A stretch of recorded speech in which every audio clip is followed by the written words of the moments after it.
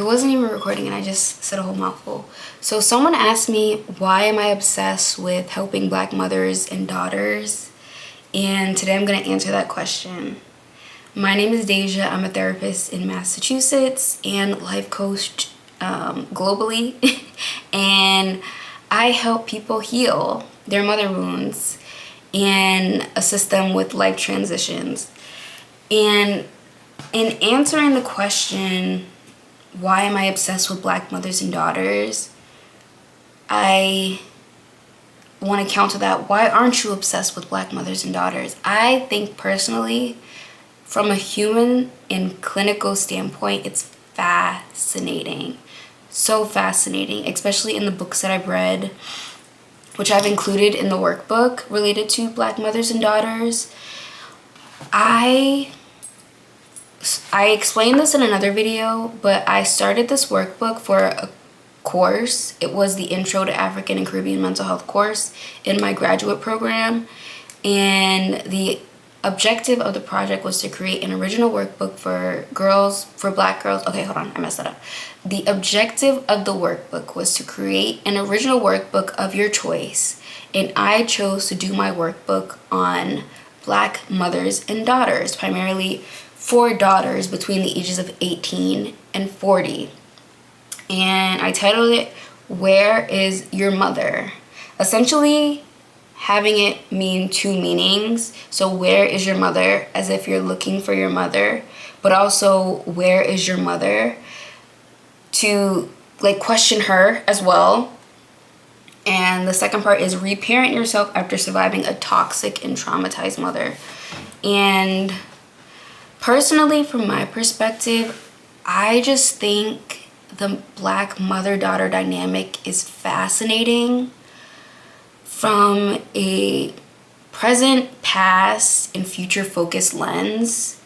Past because of thinking about Black American women, how we were enslaved, our bodies were used to mass produce laborers, but then also it was used to nurse and nurture our enslavers, our future enslavers, because they were children. These Black women were nursing children who would one day be their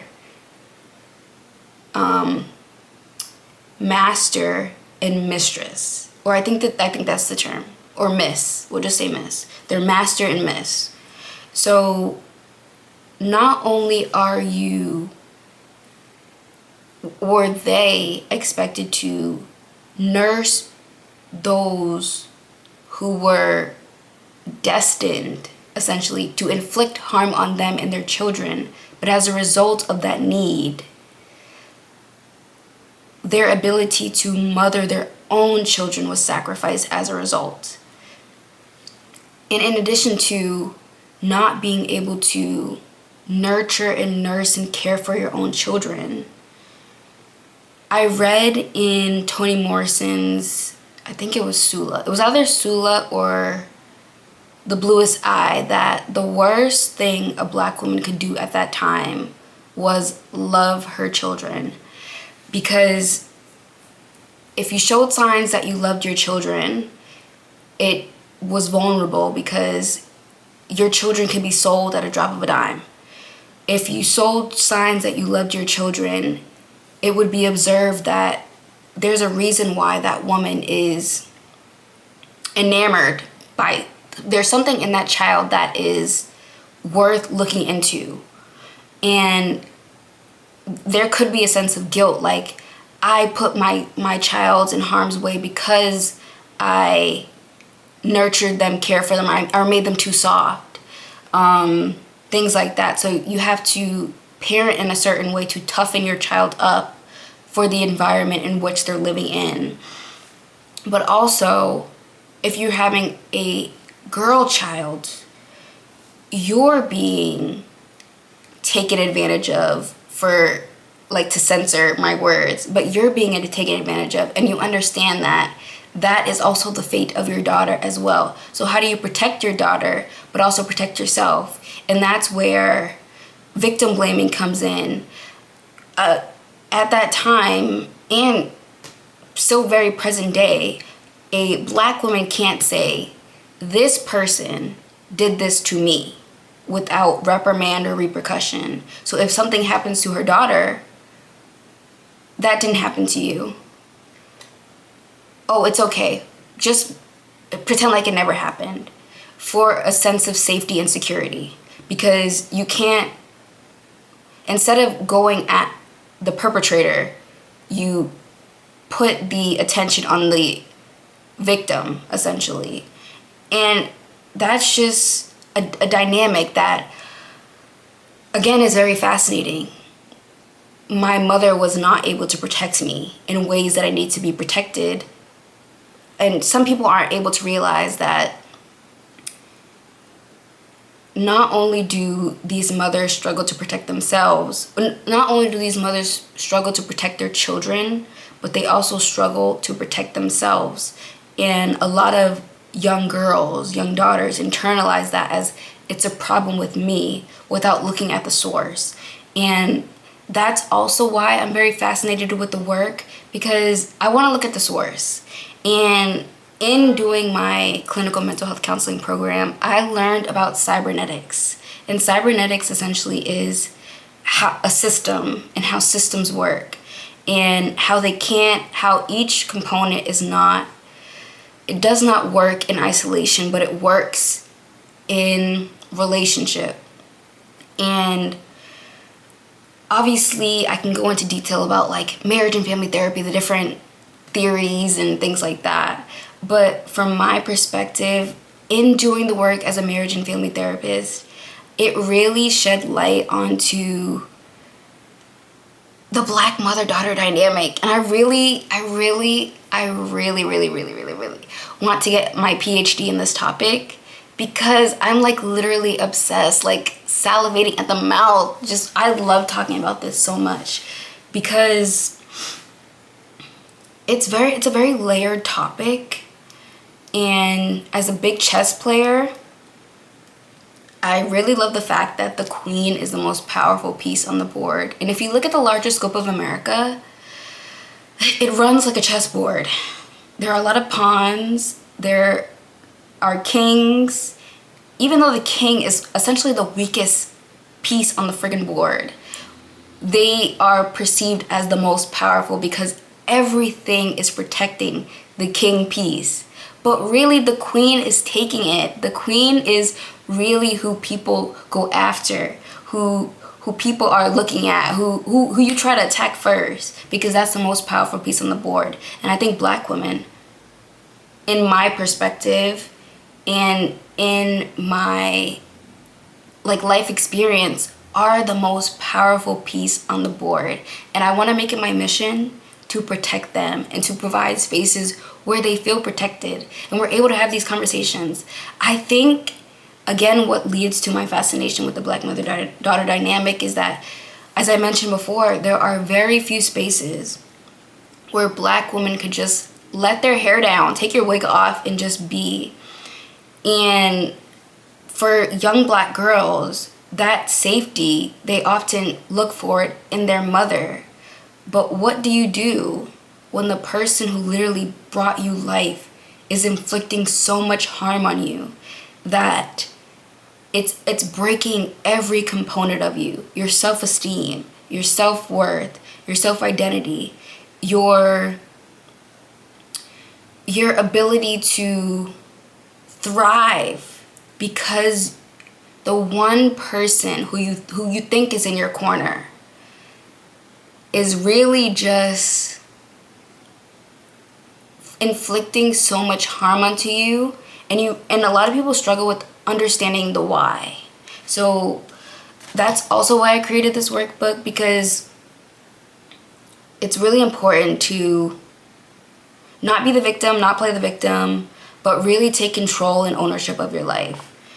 And really having open and honest conversations in my work, I think it's really important. Like, it's really a breakthrough moment where we're able to ask the really hard questions. Like, are you okay with the idea that your mother may not have loved you? Are you okay with the idea that your mom may not have wanted you? Are you okay with the idea that you were a byproduct of a one-night stand and you probably shouldn't have happened, but you're here?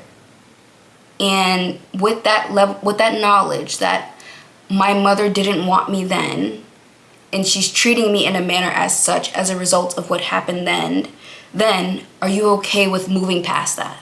Or are you still stuck on the single narrative? And another example of this, like the single narrative and the harm of a single narrative, or like leaning heavily on a single narrative to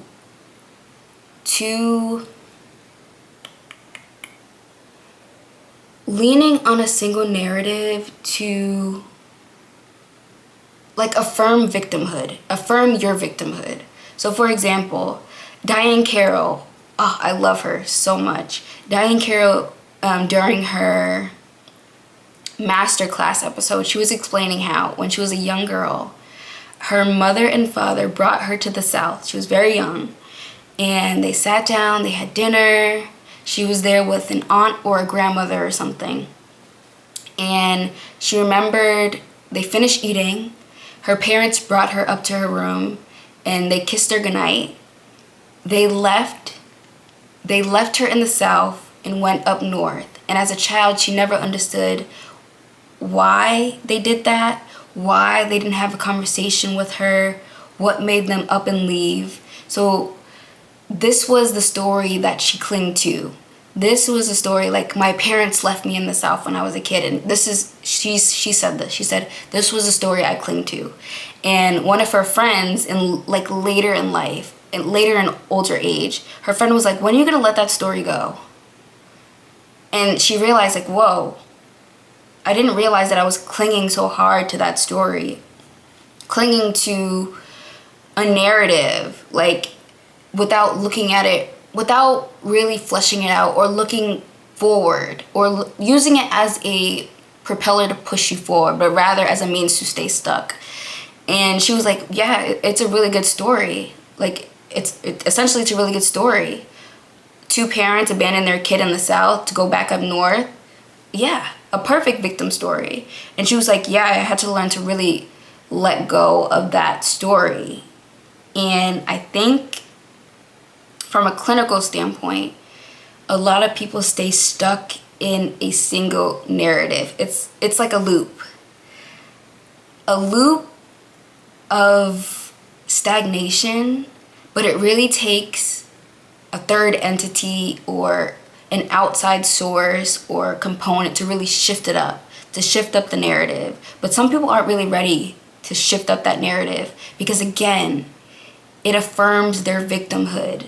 It affirms this bad thing happened to me, so I have a right to do this, to be this, to say this, to treat people this way, and to stay stuck, essentially. And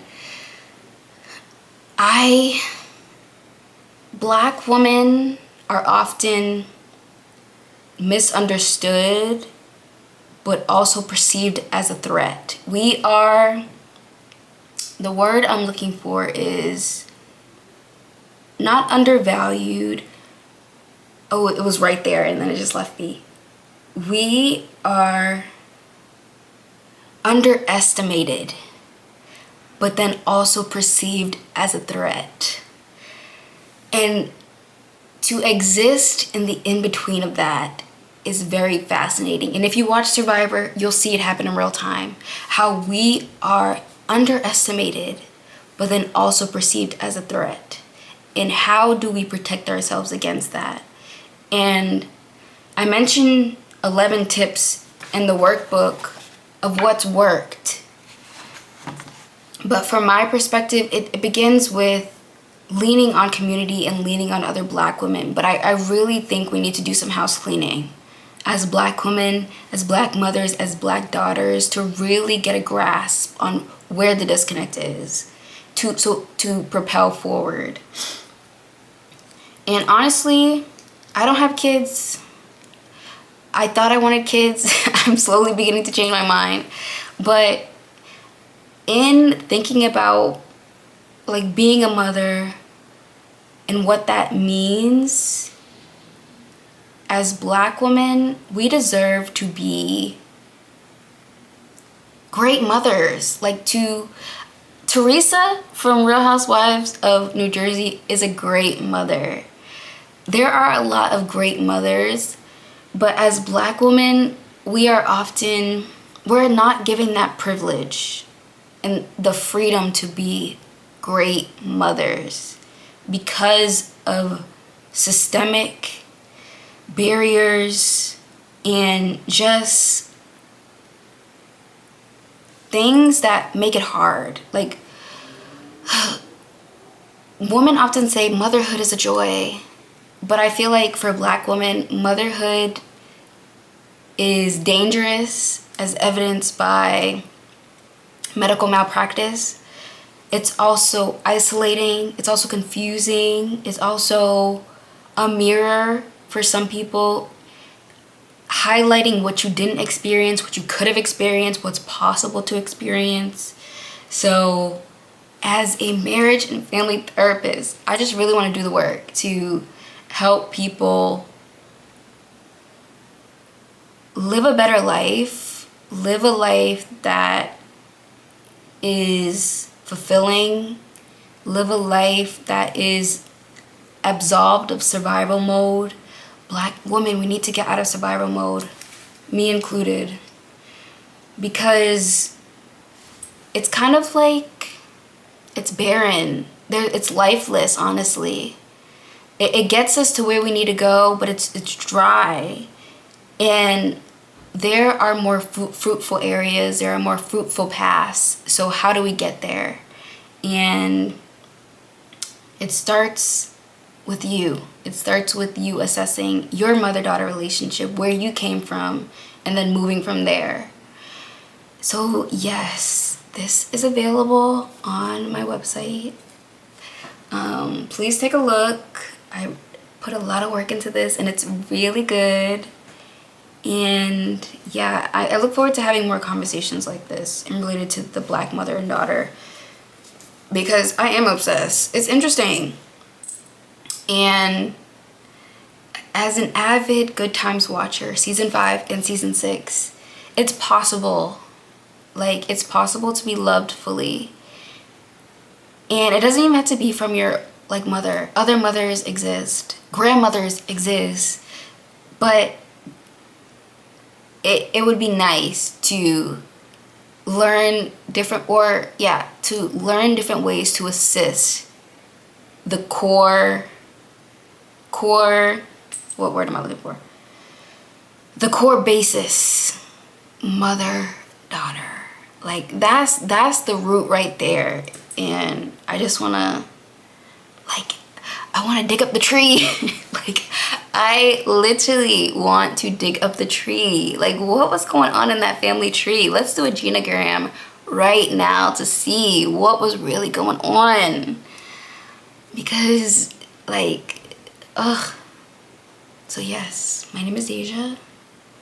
Don't forget to like, follow, subscribe, and I look forward to having more conversations in relation to Black mothers and daughters in the future.